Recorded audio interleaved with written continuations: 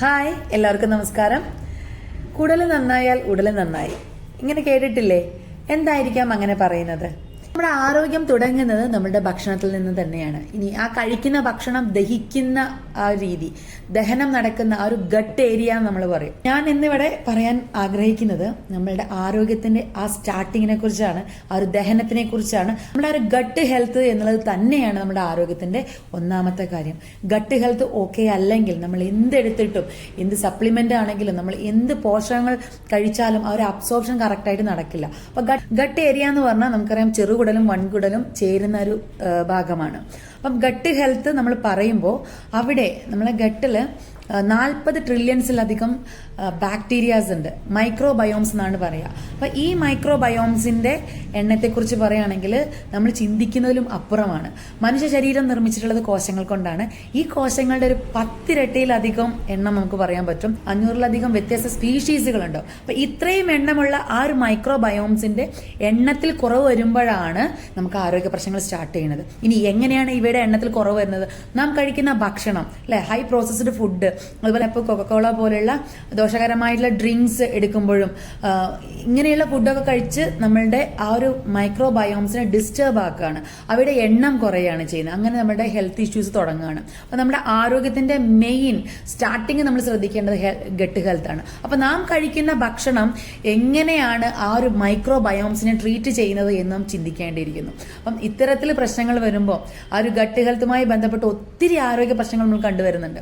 അപ്പോൾ ഇത്തരത്തിലുള്ള ആരോഗ്യ പ്രശ്നങ്ങൾ, അല്ലെ, ചെറിയൊരു ഗ്യാസ് ട്രബിൾ അല്ലെങ്കിൽ ദഹനക്കേട് എന്നൊക്കെ തുടങ്ങിയിട്ട് ഈവൻ നമ്മൾ എന്ത് കഴിച്ചാലും നമുക്ക് പറ്റാത്തൊരവസ്ഥയിൽ. അപ്പോൾ ഒരു ഗട്ട് ഹെൽത്ത് നമ്മൾ ഉറപ്പാക്കുക.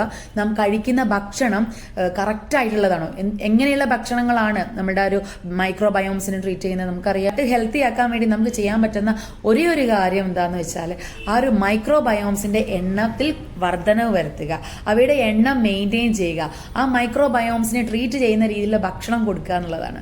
ഇന്ന് ആ ഒരു ഗട്ട് ഹെൽത്തിന് നമ്മളെ സപ്പോർട്ട് ചെയ്യുന്ന, അല്ലെങ്കിൽ ആ മൈക്രോബയോംസിനെ വർദ്ധിപ്പിക്കുക, അവയുടെ എണ്ണം വർദ്ധിപ്പിക്കാൻ വേണ്ടി സഹായിക്കുന്ന ഒരു അമേസിംഗ് ആയിട്ടുള്ള ഒരു സപ്ലിമെന്റുമായിട്ടാണ് ഞാൻ നിങ്ങളുടെ മുന്നിൽ വന്നിട്ടുള്ളത്. It life probiotic 50 billion CFU capsule.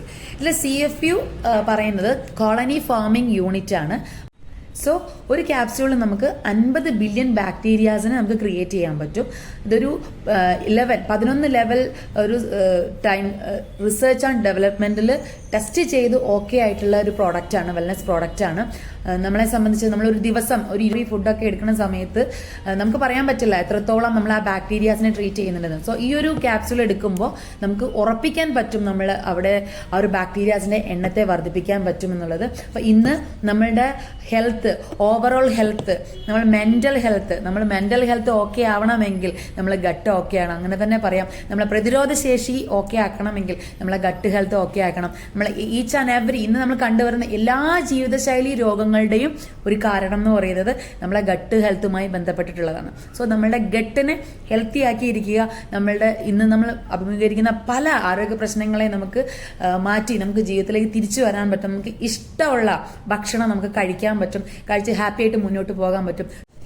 ഭക്ഷണത്തിന് ശേഷം ഒരു ക്യാപ്സ്യൂള് ഒരു നേരമോ അല്ലെങ്കിൽ 2 നേരമോ നിങ്ങൾക്ക് എടുക്കാവുന്നതാണ്. അപ്പം നമ്മളുടെ ആരോഗ്യം നമ്മുടെ കൈകളിലാണ്. നിങ്ങളുടെ ഗട്ട് ഹെൽത്ത് ഓക്കെ ആക്കിയാൽ നമ്മുടെ എല്ലാ ആരോഗ്യ പ്രശ്നങ്ങളും മാറ്റി നമുക്ക് ഇഷ്ടമുള്ള രീതിയിൽ മുന്നോട്ട് ജീവിക്കാൻ പറ്റും. ഓക്കെ, അപ്പോൾ ഈ ഒരു സപ്ലിമെന്റ് മനസ്സിലാക്കുക, നിങ്ങൾ ഉപയോഗിക്കുക, മറ്റുള്ളവർക്ക് ഷെയർ ചെയ്യുക.